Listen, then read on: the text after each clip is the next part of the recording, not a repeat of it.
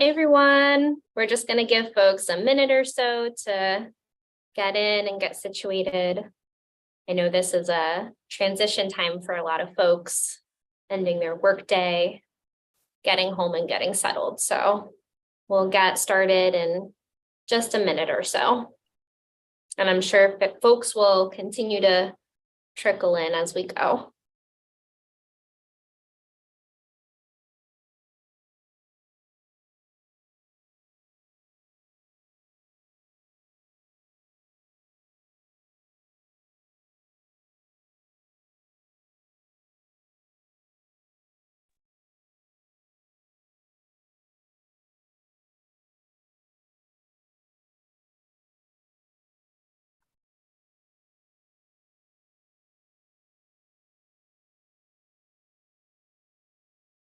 All right. Looks like we are ready to go ahead and get started. Good evening, everyone. Thank you so much for joining us. I'm Ashley Zantop. I use she, her pronouns, and I'm an LCSW and MCAP serving as the Associate Director of Operations and Community Engagement here within the Phyllis and Harvey Sandler School of Social Work at Florida Atlantic University. That is a mouthful. Before we get started, I wanted to briefly introduce the Robin Rubin Center for Happiness and Life Enhancement for anyone who may be joining us for the first time. So the Robin Rubin Center is housed in the Sandler School of Social Work, which is within the College of Social Work and Criminal Justice here at FAU. The center offers weekly wellness programming free of charge, including meditation sessions on Fridays. We do bi-weekly in-person yoga and monthly workshops just like this. Students, faculty, staff, friends, and family are all welcome and encouraged to attend all of our events. So definitely, if this is your first one, stay in touch with us and stay connected. It's never been more important to nurture our physical, mental, emotional, and spiritual wellness. We are firm believers that it all starts with giving yourself permission to show up and step forward. So for any first timers in the audience today, welcome, welcome. And to everyone here, thank you for showing up for yourself today and for this really important and impactful conversation on, Women's History Month. So it is now my pleasure to introduce our moderator for tonight's panel discussion, Dr. Patricia Themis. So Dr. Themis is a licensed clinical social worker and a qualified supervisor for the state of Florida. Prior to her current role as a field faculty member for the FAU Sandler School of Social Work, Dr. Themis provided mental health and services to children, adults, and families in inpatient and outpatient settings. Her experience in healthcare includes treating clients with HIV/AIDS diagnoses in federally qualified health centers and mental health patients in inpatient psychiatric facilities. Dr. Themis's interest in international social work has resulted in engagement and development of community events and research in Brazil and teaching study abroad as well in Ireland, which we will be doing this summer. Dr. Themis, thank you so much for being here. I know that there are some extra lines about your involvement specifically with women's empowerment. So please feel free to speak on that as well, and take it away. Thank you, Ashley. I am particularly so excited to be here tonight with you guys to talk about women. This is Women's History Month, and which is also my birthday, so it couldn't be better. And tomorrow it's Women's International Day. So it's really exciting to be here to talk about women and the complexity of women in leadership, which we all are, even if you're not like leading a group organization, but you leading your homes, you leading your children, and you helping to build a new community, a new generation. So we just want to express appreciation to all the amazing women out there. And to start this conversation, conversation, I invited a few of girlfriends, amazing women that will be able to engage in this conversation with us. So I'm going to ask them, our panelists, to introduce yourselves. Cassandra, you can go first. Cassandra first. Hi, everybody. It's an honor to be here. I'm excited to join you tonight for this afternoon or evening for this discussion. And it's a privilege. It's a good privilege because I graduated from FAU a reason of years ago. So this is my school. So I'm happy to be with you tonight to have this conversation. And I hope that it will impact you in some way. So my name is Cassandra Pierre. I am a social worker. First and foremost, I have a master's degree, a master in social work. But also after social work, I worked in the field for a few years, for a number of years. And that's where I first met Patricia when I worked at Lutheran Services, Florida, and she was an intern there back then. So Patricia and I were so we've worked together. Dr. She's a doctor now, so I have to say that. So it's a pleasure to be here. And also, after having worked as a social worker, as a therapist for a number of years, I decided to go to law school. So I've been a lawyer now since 2017, and I'm looking forward to having this conversation with you this afternoon. Mm-hmm. Dr. McKellen. Hello, everyone. My name is Joy McClellan. I am a social worker. I have a BSW, an MSW, and a DSW, and an LCSW. I'm just all social worker through and through. I currently serve at the School of Social Work at FAU. I've been here a long time now, I'm now supporting MSW students as they move through the program, but I've been teaching here since 2004. So this has been my role for quite some time, and I love it. And I'm really glad to be here tonight. So thank you for inviting me, Dr. Tennis. Mm-hmm. Tamara. Hi, everyone. My name is Tamara Dawes. I too went to FAU for a year. I did a certificate in paralegal studies years ago. I currently own a nonprofit that does human trafficking training, prevention and awareness training. The third Tuesday of every month, we have a women's support group for women who have experienced sexual abuse or sex trafficking. The fourth Wednesday of every month, we have 2 meetings, one at noon for adults and one at 6 p.m. for students, for youth, where they get to learn about different areas of human trafficking. We also provide different resources to survivors. And we have a pop-up closet for anyone who is in need of clothing. I have an LLM, a master's in international human rights law, and I currently just submitted my dissertation for my doctorate in human rights law, and I'm just waiting to do my defense. So I'm happy to be here this afternoon. Thank you for inviting me. And we have Anjameen. Hello, everyone. My name is Anjameen Matthew. I am a master's student at FAU. I'm master in social work. I BSW last semester, and I will be graduating this upcoming May. I'm currently interning with Broward School Board at Flanagan High School as a school social worker, and I'm just really happy to be here. Thank you for having me.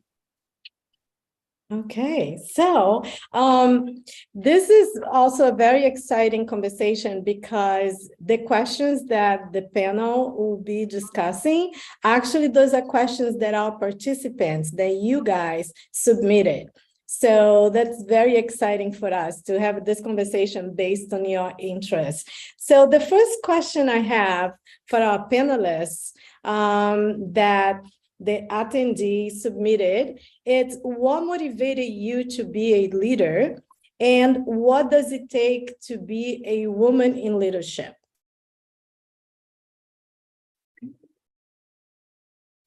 I can answer first. I guess all my life I've played supporting roles. I've worked as an administrative assistant, I've worked as a human resource manager. I never thought I'd become the president of anything. And then my daughter died, unfortunately, in 2018. She was 2 months old.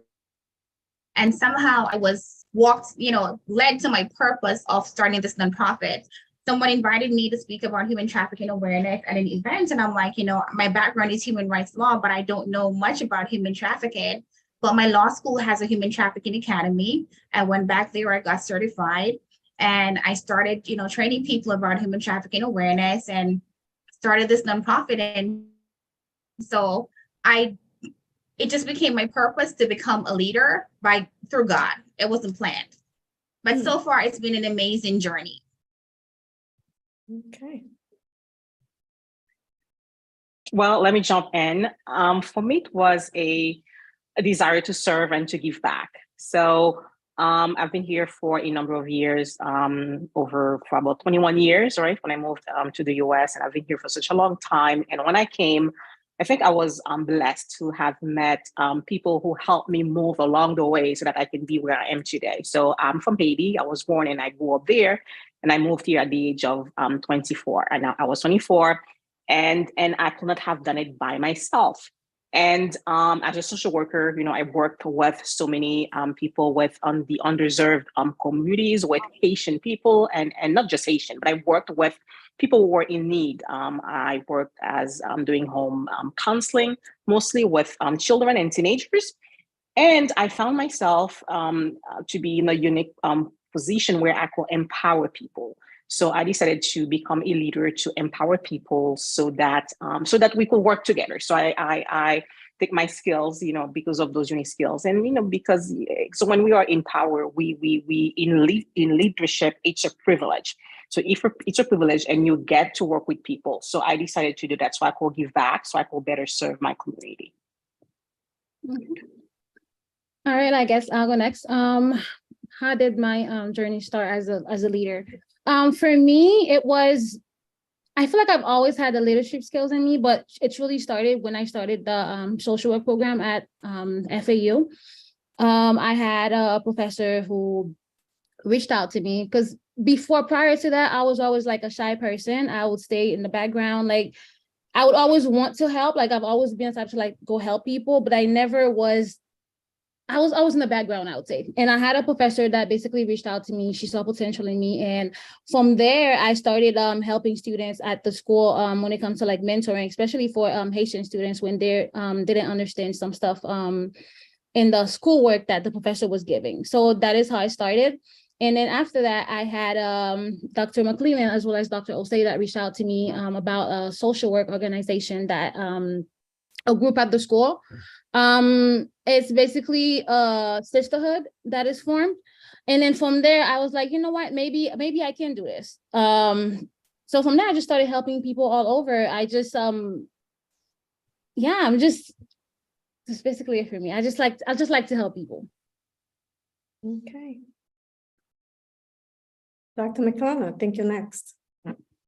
I was just listening to Anjami and thinking about mentorship, right, as such an important part, and how that was important for me back in the day. And the thing but to answer your point, I think, there's that quote, I don't even know who said it, but to whom much is given, much is expected. And that's how I feel that I really, because of all I've been given, both mentorship and privilege and education and so many resources along the way, I now have an obligation to make sure other women specifically, because I am a feminist, have those same opportunities. And so whatever I can do, I try to do that. And part of that, I think, was leadership, was stepping forward and being willing to stick my neck out and be a leader in different contexts, whether it was positional leadership or, relational leadership, whatever it is, to be the one that's willing to say the thing and do the thing, even if it's not easy. I don't know if you all noticed the commonality among the panelists and in their response of it always goes back to serving. And that's very characteristic of women, right? Whatever comes in our hand, whatever power, influence we have, our first thought is to serve. So, but in that journey of leadership, growing leadership, was there ever any time when you wonder if you were in the right path, like if you guessed what you were doing? And so, if so, how did you respond to those thoughts? I would say to me, I feel like that happens all the time. I second guess pretty much everything. I would like even getting into the program, assisting someone, like I would just be scared to like step my foot forward. And then I would be thinking, you know what? When I was at that position, I needed help. You know, when even right now, I'm in the master's program, I'll constantly reach out to the students that's in undergrad, trying to help them with their assignments or whatever they may need. And I just kept remembering to myself, at some point when I was there, I needed the help. So those thoughts kind of like make me go back to wanting to help them more. Okay, very good. I think, well, we are human, right? So there will be time when we either because we fell or that we will have self-doubt. However, one thing that that has helped me is to try to focus on my achievements, not my mistakes. I mean, I embrace those mistakes because we all make them, right? We all make mistakes. You embrace your mistakes and you move and you learn from them and you move on. So I try not to dwell on these mistakes. I learn from them, I do not dwell on them. And I think also one thing that and I know one of the panelists just mentioned to seek help, to reach out for help. That's important. So you have to be able to reach out for help and ask for help when needed. That's very important. Otherwise, you will not grow as a leader. So asking for help and also surround yourself with positive people. So having a group of people, like a group of positive women, my friends, for instance, right, that always push me to grow, I think it's, and also my dad. My dad is my biggest supporter. So having those people that can be behind you and support you will really help you deal with any self-doubt that you may have. So the first thing I said before is not to dwell on the negative, not to dwell on your mistakes, although you have to learn from them, but you move on and you have those positive people. And to be brief, let me add two more things. I think you have to understand that your voice matters. Your voice matters. So you have to speak up so that your voice can be heard. So you don't have to wait to be given permission by a man or anybody else, right? You have to learn to have a seat at the table and speak up because no one will do it for you. So all these things, if you speak up, right, and if you try to build that confidence and seek help when needed, and move on and for your mistakes, I think you will be closer to being a successful leader. That was beautifully said. I'm sorry, Cassandra. I guess for me, my whole life, I've always wanted to work for the United Nations, and finishing my doctorate, I thought for sure that was what I was going to do. And then life happened, and here comes my little princess that says, "No, mommy, God has something different for you to do."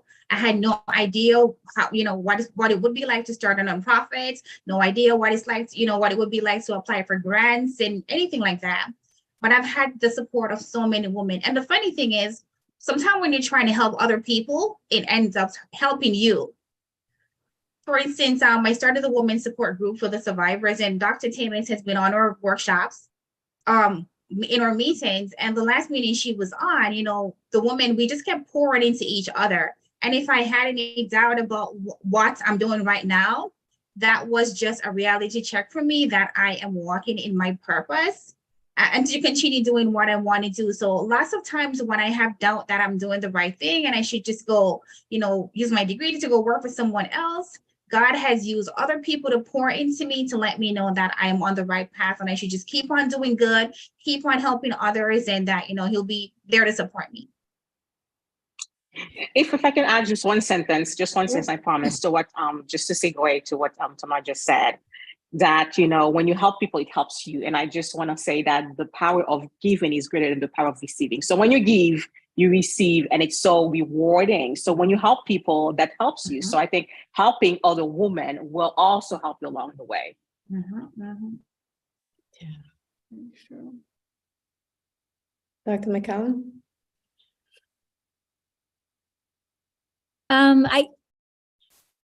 So when I get discouraged, is that the question, and think I should leave the path, and what do I do to? Yeah, if you ever wondered if you're in the right path, and if so, what you do, how you deal with that.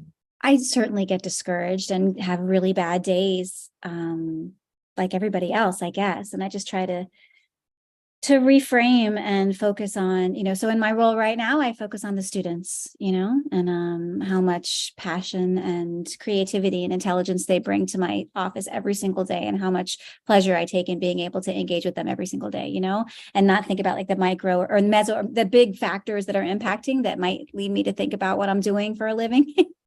Sometimes, I just focus back in on my relationships. I think that's the word I'm looking for. My relationships with my colleagues, some of whom are on this call, and my students, and those who are both, and I, like you said, you help yourself when you help others. So I engage in the part of the work that's really connected to helping and being relational. And that helps me stay where I want to be, because this is where I want to be. So I think this is like, this is what the beauty of being a woman, and that we are able to just have a conversation about vulnerabilities. So I guess you guys are telling everyone that for you to be a strong, independent woman of leadership, it's okay to have doubts. It's okay to have doubts. And we all have those doubts. That's really, really good news. We know about, the expectations, how much women have done to the fight to being recognized in the workplace, and especially in the workplace, and I know the male dominating areas. So how can women gain confidence in themselves to enact the qualities of being a leader in a male dominated meeting or field? I think I'll take that question, because as a social worker, when I was a social worker, I used to work more with women. But in my current field, I'm a lawyer. In my current position as an associate general counsel, I work in a male-dominated industry. And when I went to law school, I went to UM, right? At the library, there's that room where they have pictures of the first years of the school, of all the classes, and it's like all men, Caucasian men. So as a woman, and as a woman of color, as an immigrant, I'm a minority. So it takes a lot to thrive in that environment, right? So what do we do? And just the mere fact of being a woman presents its unique challenges. Motherhood, for instance, we get pregnant, we have to carry our children, our child for 9 months. So we have to juggle all these things. So how do we gain confidence? I think we may have pinpoint some of these answers before, when I say, for instance, I know I said to don't wait for a man to give you permission, don't be given, but you have to speak up. But I think what's also is important is to be prepared. Be prepared and educate yourself. If you are prepared and if you educate yourself, right, and they will know your value. So again, nothing will be just given to you. You have to earn it for some reason. So you have to be prepared. You have to come prepared. You have to come ready. Because if I go to court, am I prepared? And what I'm talking about, like, people will have no choice but to listen. So I think being prepared and will help you build your self-confidence. So being prepared to educate yourself. So I know gone are the days when women just stayed at home and cook. And now, I mean, we are in this beautiful country, and we have those, we have good opportunities where we can go to school. You can have a PhD and whatever, you don't have to be a doctor. Let's say you want to be a hairdresser, but whatever you do, right, go all the way, do it all the way, and make sure that you do it well. Prepare yourself, do it well, educate yourself so you can thrive and you can be a leader in your particular field. Wow. We could spend the rest of the time talking about that, Cassandra.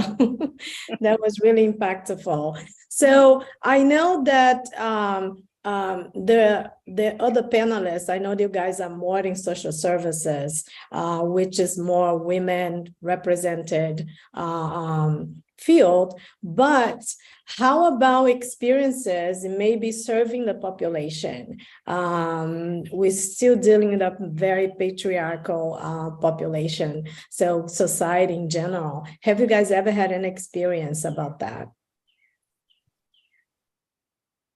And I know that question was addressed to me personally, I just answered, but one thing, although as a social worker, there were a lot of women, but one thing I noticed, the men were more in position in higher positions. For instance, the director of the School of Social Worker, for instance, will be like the dean will be a man, for instance. So you go to those big, although we have all those women working, but the head will be a man. So those are the things that we have to pay attention to.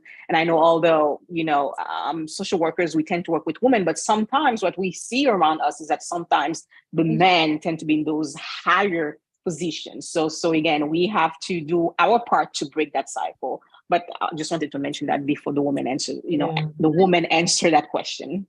Yeah, absolutely. But Cassandra, I have good news for you. In our FAU School of Social Work, we have taken over. The dean is a woman, the director is a woman, the coordinator is women. So we have taken over. That's And great. I feel like when women, they're working in a male dominating field, they need to be really assertive.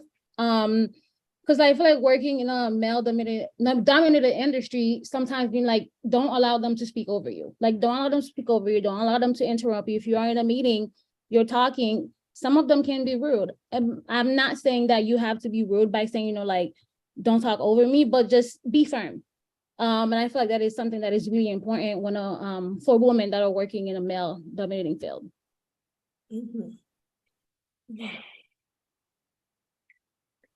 Tamara, you want to add to that? I know that you're in the community, you engaged with, you have, community meetings, you have representatives there and all different type of people, business people that you deal with. So can you add anything to this?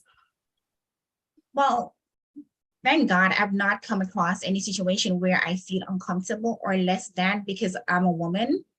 But, and so, for women to gain more confidence, I would say, remember that women are in charge of the house. Even though men were created to be the head of the household, think about it, it's the woman who really runs the household, right? We already have that power. So we should just take that same thing when we go into the workplace, knowing that we are leadership is innate for us. We take care of our husbands, we take care of our children, we're already innate leaders. So we should just have that confidence that we can also take that over to the workplace and thrive as well. Mm-hmm. Yeah, very good, very good. Okay. So, and also something that came up in those questions that was very interesting was about competition among women, right? We see that a lot too. We do see a lot. We talk about women supporting each other, but sometimes it's very real, the competition among women. So how can women gain, are women hurting or helping other women in the workplace? How do you deal with competition among women? So what do you think? Are women helping, supporting, or hurting each other? I have personally had an experience where I worked in a corporate office, and because of my degrees, there was someone who was, even though she was in a higher position than I was, she was very threatened by me, but I wasn't really, I would never try to take her job, but she was threatened by me because I'm more educated than she was. And that was very painful for me. So I think that as women, we should encourage each other. We should try to build each other up. That's how I live my life. We should always be supportive of each other, and we shouldn't try to bring each other down for no reason at all. Mm. If I can add to what Tamara just said, I think it happens sometimes. You're those women who are not happy for you. But I think we tend sometimes to focus on the negative. What I found is that there are more women who want to see you succeed than those who want to see you fail. So more women, you'll be surprised when you succeed, women will come to you and praise you. So I think more women want other women to succeed. I know that women, for some reason, they want us to go against everybody. I think some women will do it, but not all of them. So I think we have to surround ourselves by these women who want to see us succeed. That's the first time. But of course, that will happen sometimes. That will happen sometimes. We have to stay away from negative people. That's one thing that we have to do. But for myself, for instance, I work in a very competitive field, right? As one of my professors said when I was in law school, we, when you go to court, somebody always wins, somebody always loses. So that's the reality. So it's a very competitive field. So I think some healthy competition is okay. It's okay to have some that pushes you to move forward. But if you find that woman who is negative, who does not want you to succeed, who is always trying to put you down, it's because that woman has a problem herself, right? She has a problem. So for her to feel good, she has to put you down. So I think when that happens, you have to show empathy, right? And try to understand what the issues are. Because that person actually who's always putting you down, who's not happy for you, is because most likely she's dealing with some self-esteem issues. She has her own issues that she's dealing with. So I will show empathy and see what you can do as a leader to help that person. Mhm. I Yeah. agree with you, Cassandra, and I agree with you 100% that there are more women in the workplace that are willing to guide you and nurture you than women who are against you. That has been my experience throughout my entire work life. Mhm. Dr. McClellan and Benjamin, anything to add? No? I feel like they pretty much covered everything. Yeah, absolutely. So, as a woman of color, constantly needing to prove your capability to lead, how do we avoid internalizing self-doubt? Like Cassandra mentioned, right? I'm a woman and also I'm a woman of color. So, how do you manage this self-doubt? Personally, for me, I have not had any self-doubt because of my complexion, because I'm a woman of color. But I know that it exists. Mhm. So what has helped you? I think, sorry. Yeah, what, because that's interesting, Tamara. What helped you to think that way, to feel that way? I know the people that I've been lucky to work with, Black, white, different races, it could be because of my personality. I'm easy to get along with for the most part. I just have not had any internal conflicts about, or people looking down on me because of the color of my skin. Mhm. Okay. And I would say it's pretty much the same thing for me too. I've never had anyone that has done that, although I do know that it does exist. But I feel like to me, I would say because of my personality as well, I pretty much get along with everyone. I've never really met anyone that I didn't get along with. So that has actually never happened to me. But I know that, of course, it does exist in the workforce. And I think it's for what those two women, those powerful women, what they just mentioned, is because of the way they see themselves. They are positive people and they see the glass half full. So we acknowledge that there are times when people will look at you down, maybe because you're Black or and that can affect you. Personally, I've always, although I'm a confident person, I know when I moved here, right, I was a woman of color, I had an accent, for instance, and going to school, and you always ask yourself, so that sometimes can affect your confidence and you may have self-doubt. And I think we provided the answers before.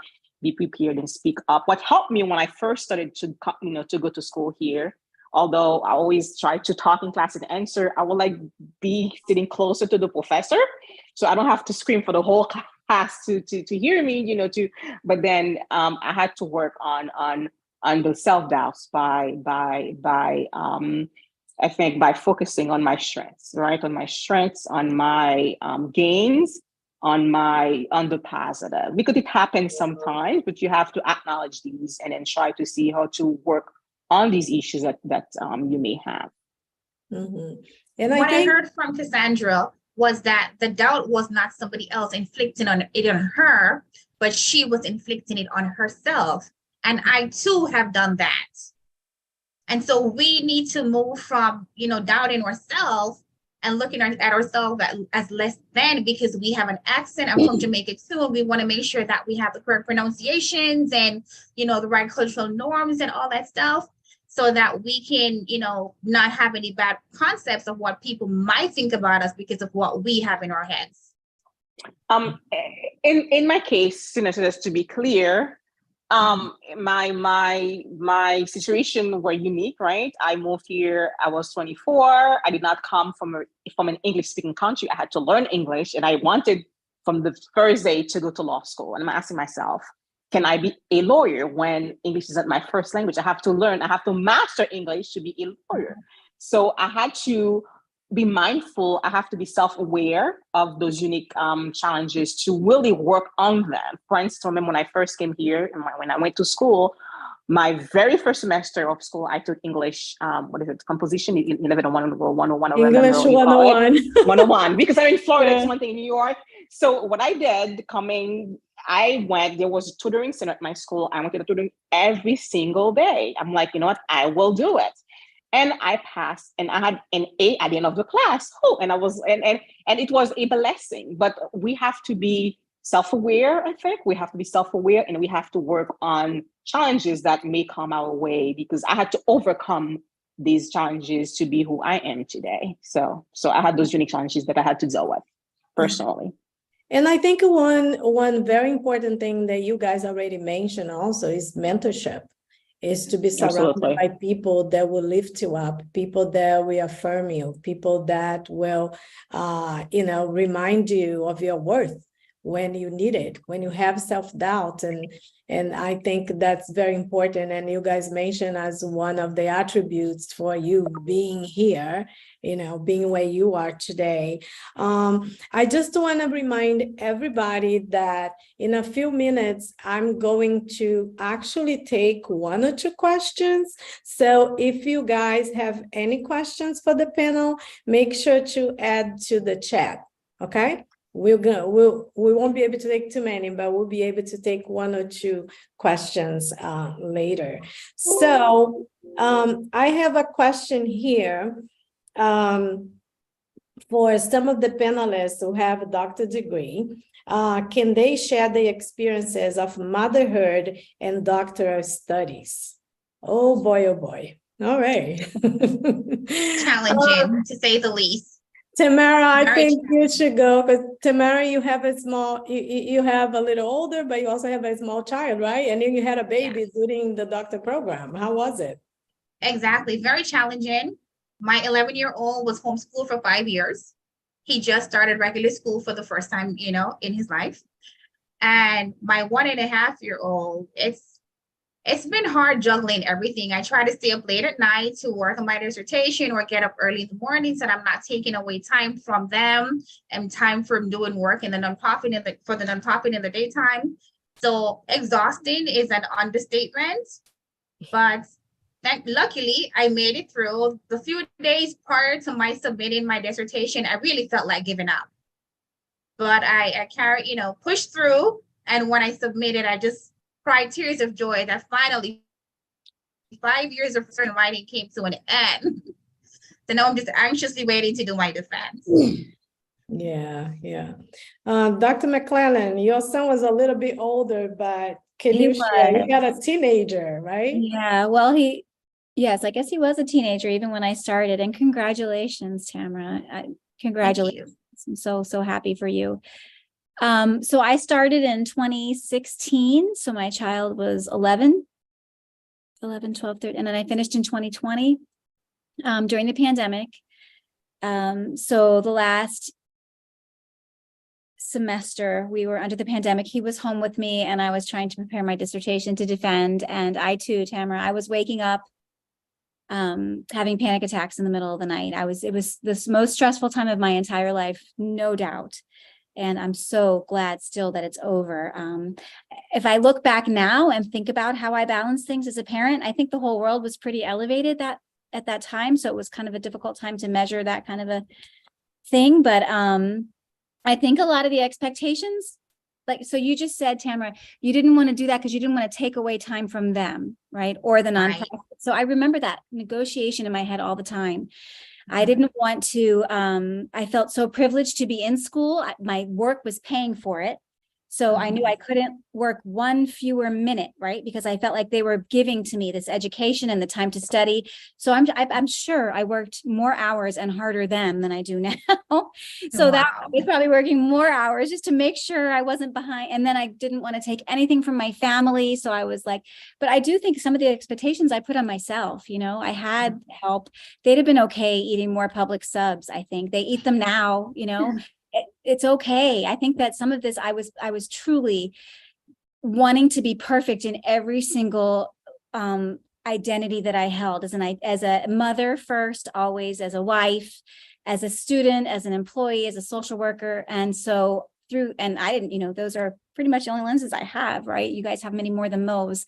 And it was really challenging. And I do think, just to go back to what I think I've heard a couple of you say, a lot of that was self-imposed. Of course, I'm breathing this air and living in this world in which there are a lot of expectations of me.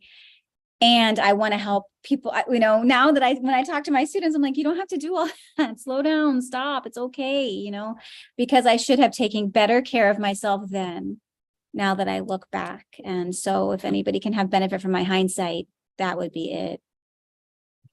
It was hard, and it didn't have to be quite that hard. So Congratulations to you too. So what do you guys recommend for women going to school, women that still have the dream of having an education or changing careers, and they found their purpose elsewhere and they want to go back to school to fulfill? What would you recommend?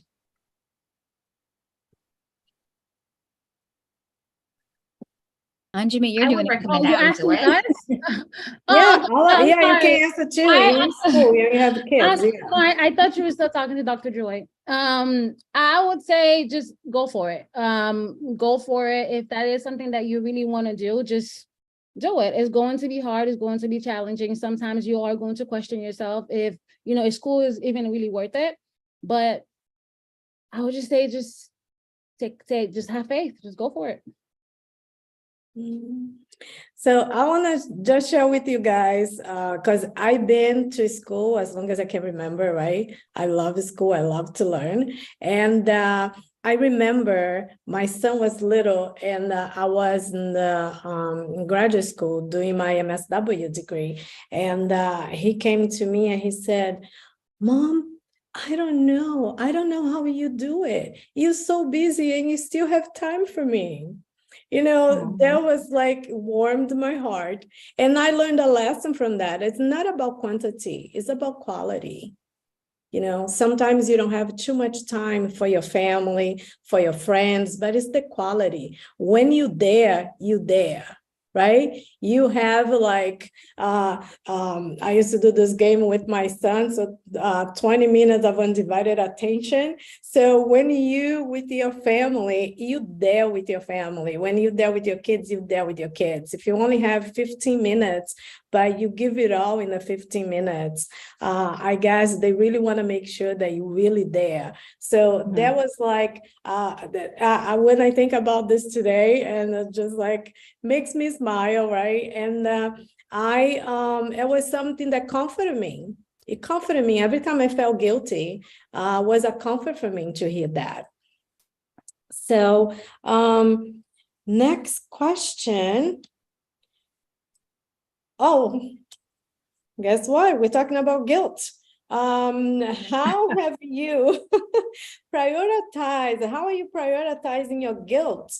How are you managing your guilt for prioritizing your personal time during tight work schedule, deadlines, and family responsibilities? There are a lot of studies that talk about how women feel guilty when they try to take time for themselves. And how do you manage that? How can women manage that? It's challenging. I work in a demanding field. We have high caseloads and deadlines to be met, core deadlines that we have to meet. So these are it's very challenging. And then I have a spouse, I have my husband. So so I think it comes down to boundaries. I have to have boundaries and I have to tell myself I need me time. that if I'm not doing well, I cannot produce. If I'm not doing well, I will have a bad week. So there are times when I tell myself, it happens to me so many times, okay, I'm going to work this Sunday. I'm going to work the whole weekend, or on my holiday, I'm going to work on Sunday. But then Sunday comes, I spend my whole day being depressed, doing nothing. So I don't enjoy my family time, and I don't do anything. I'm not productive. So it's like my brain knows it's time to stop. So I try to prioritize, my time with my family, because that's important, and self-care. So I think it comes down to boundaries. You have to know when it's time to stop, because you have to take care of yourself. It's like when you fly, right? When you get on a plane, they tell you that if there's an issue, you have to put that mask. If you have a child with you, somebody traveling with you, you have to put the oxygen mask for yourself first before you can help somebody else. So for me to be productive at work, I have to be able to take care of myself. Self-care is important. So you have to learn to have those healthy boundaries, to learn when it's time for you to stop, and you have to take care of yourself, replenish, so that you can have a productive week at work. While you talk about boundaries, I feel like that is something, like, even now myself in grad school, I am still learning. Because right now I feel like my biggest challenges right now, like, I'm always like doing either schoolwork or stuff pertaining to my internship. And sometimes I'm at home with my daughter, and it could be like a Saturday or a Sunday. I'm like, you know what, I'm spending this time with my child. But then the thought of school comes to my head, and I'm just like, okay, let me go ahead and get that done. And I have been trying to work on the same on the boundary stuff. It's being challenging, but I'm working towards it. I agree that it's very challenging. Dr. Joy hit the nail on the head when she said, her son could have had more Publix food and it would have been okay, because I pureed everything for the baby. I was making all of these, applesauces and everything, thinking he has to eat everything natural. And I spent all my time taking care of everyone else and no time taking care of myself. And a couple of weeks ago, my sister was like, even computers turn off sometimes, because my brain was constantly going. And if I'm not doing something, I just felt like I wasn't myself. And one weekend, I just didn't take any emails, didn't answer any phone calls. And I just lay down with my kids and I watched a movie, and I felt so guilty on that Monday morning, like this was just so unlike me. But that was a starting point for me to start taking care of myself. And since then, I've been like intentionally daily taking at least a half an hour for myself, because if I was working for someone else, I would have taken a lunch break. So I'm trying to stop guilting myself into taking time for me. Mm-hmm. And I feel like, to me, even with the whole self-care thing, sometimes I'm like, I would try to get my mom to like watch my daughter for me, but then I would feel so guilty. I'm like, okay, real mothers wouldn't do something like that. Like, you don't need to take time off for yourself. Your child needs to be with you. And it can be like very overwhelming sometimes. Mm-hmm. Yeah, absolutely. I love that, Joy. It's okay to have fast food, and they love fast food anyways. All the time that you spend with organic food. So what are the recommendations you guys have for women that are really trying to find the balance and self-care? Maybe something that, can you share like something that works for you that maybe doesn't, require a whole project, but something that you do that for your self-care that works for you, that helps you? What works for me, I would say every morning I would go work out for an hour. I'll put my phone in not disturb. I don't care who's calling, who's texting. My phone is, I'm not available. And there are times when people would ask me, what if something happened to me? What if something bad happened? I'm like, call 911, because sometimes like the 5 a.m. till 7 a.m. in the morning is the only time that I do have for myself. So I would say, like, just take, even if it is like an hour or 30 minutes, just take it for yourself and put your phone do not disturb if you have to. Just stay in that zone to yourself. Self-care for me is planting in my vegetable garden or taking care of my flowers. I enjoy doing that, and it's just relaxing, and that's my self-care.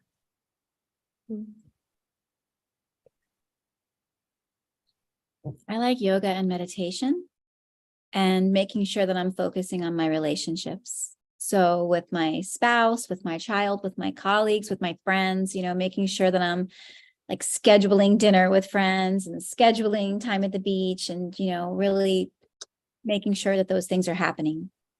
Mhm.